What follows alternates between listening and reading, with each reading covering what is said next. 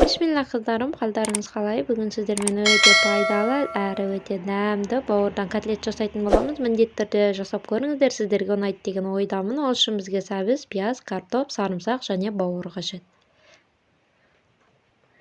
Бауырдың сыртындагы пленкасын міндетті түрдө осылай тазалап алыңыздар. Сиздер блендер менен өткүзсеңиздер де, либо массировка менен өткүзсеңиздер де, осы сыртындагы пленкасы оралып калып, сиздерге кедерги келтирүүгү мүмкүн. Сондуктан сыртын тазалап алыңыздар.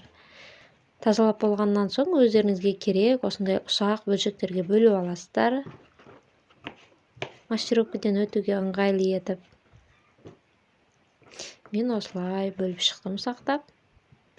Картопты да дәл осылай усактап бөлүп чыгасыздар.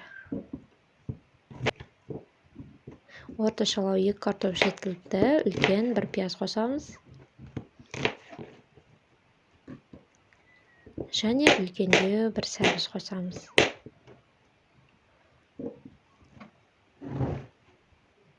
Барлыгын енді осылай массировкадан өткіземіз.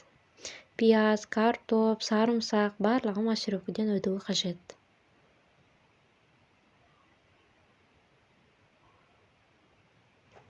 Осылай өткізіп аламыз. Үстінен 2 жұмыртқамызды шағып салып жібереміз. Және жарты бокалдан көптеу ұн қосамыз.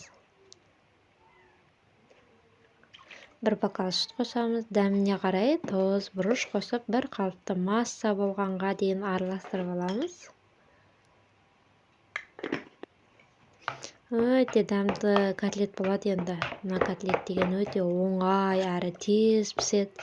Байқайсыздар ма, тойларда, былай құдайларға барсаңыздар да, осы котлетті дастарханға асартиға жиі қойып жатат. Негізі өте пайдалы котлет.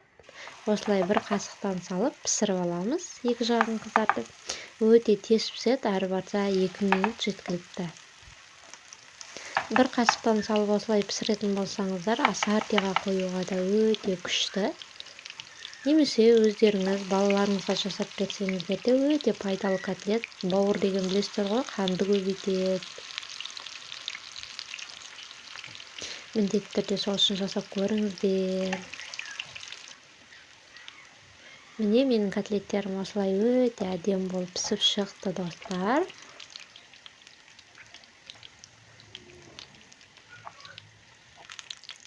Осылай 2 жағын қызартып қуырып аламыз.